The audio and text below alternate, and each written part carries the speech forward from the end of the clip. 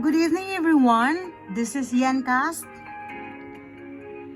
We are addicted to prediction, desperate for certainty about the future. But the complexity of modern life won't provide that.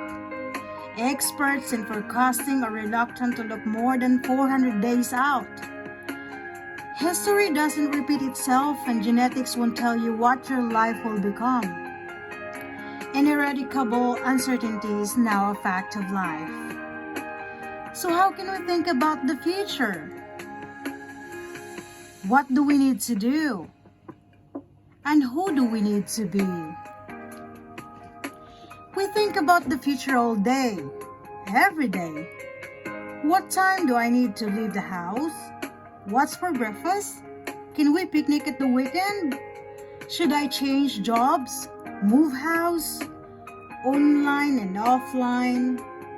The news is mostly speculation. What will happen in Congress? In Parliament? In traffic? In the markets? However much we might aim to live in the present, we can't cross the road without thinking ahead. Will that car reach me before I'm safely across? Our brains have evolved to participate whether we like this food, this person, that book, entire industries, property, travel, banks, insurance, pensions, technology, analyze, construct, and sell permutations of the future. So we cannot think about it. Neither our brains nor our lives will allow it. Prospections bestows a tremendous evolutionary advantage, alerting me to danger or reassuring me that the noise I hear isn't a burglar but a cat. For the most part, it works so well that we scarcely notice when we get home on time, pack the right clothes, select satisfying homes and holidays.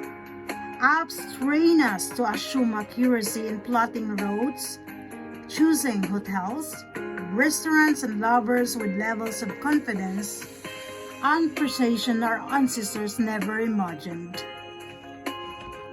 We have come to expect the future to be minutely and perfectly predictable. And then it rains after all. The train's late, traffic is held up by a crash, the neighborhood is noisy, the job hateful, and the elections doesn't go our way. Trump bidding the end of the history, the fall of idols, booms and busts and out of the blue. The predictability of life, on which we've come to depend, seems to fall away, and we're left angry, intolerant, fearful. Our expectations are wrong.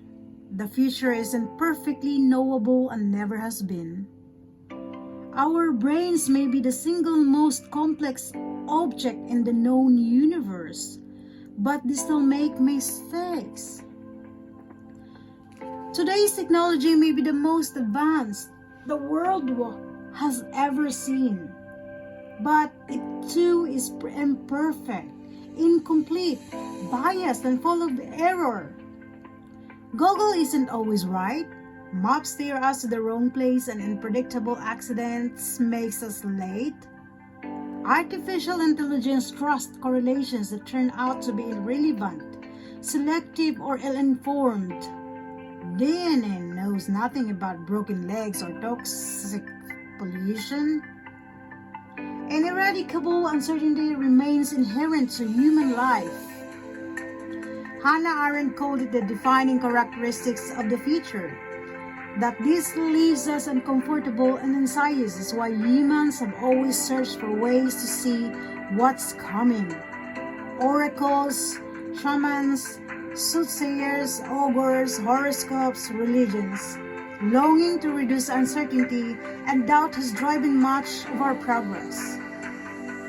The more we noticed, remembered, wrote down, and shared, the more knowledgeable we became and the better able we were to pass on our learning for future generations to increase. This has made us better and better estimators, able to plan, to manage, to anticipate. The entire construct of management, forecast, plan, execute, hinges on our capacity to make well-informed estimates. The more we practice it, the more accurate we became. It makes sense to imagine that the progress is infinitely sustainable, but it is not.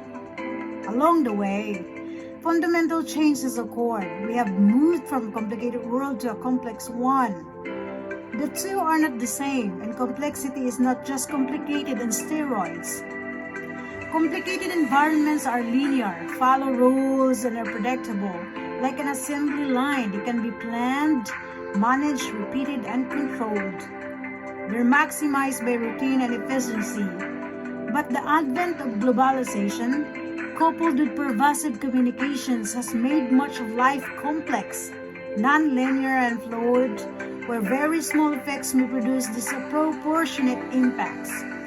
General Stanley McChrystal distinguishes the contrast between the First Gulf War, 1990 to 1991, which he says was complicated and intensely planned application for overwhelming force, executed by the book, and the Iraq War begun in 2003, which was complex, a fluid, volatile environment of shifting opacity where a lone individual with a cell phone could tip the balance. On a more mundane level, the manufacturers of plastic straws thought theirs a predictable business until 2019, when public opinion declared the product unacceptable, while the maker of electronic keyboards discovered a single negative review on Amazon could reduce sales by 50%. What this shift means is that, while we can still be generally certain about many things, much remains specifically ambiguous.